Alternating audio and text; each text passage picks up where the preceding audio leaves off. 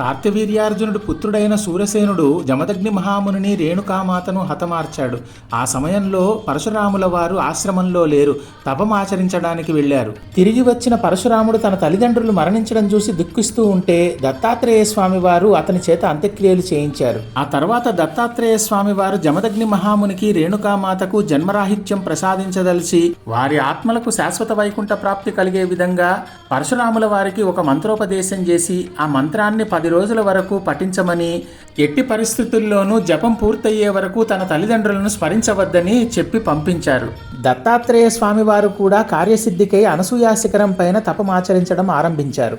పరశురాముల వారు రేణుకా శిఖరం మీద దత్తాత్రేయ స్వామి వారు ప్రసాదించినటువంటి మంత్రానుష్ఠానం చేస్తూ 9వ రోజు నాడు అప్రయత్నంగా తన తల్లి అయినటువంటి రేణుకామాతను స్మరించారు. కానీ అప్పటికే రేణుకామాత యొక్క శరీరం 3 వంతులు వైకుంఠం చేరుకుంది. ఆమె శిరస్సు భాగం మటుకు మిగిలి ఆ శిరస్సు ప్రత్యక్షమయ్యింది.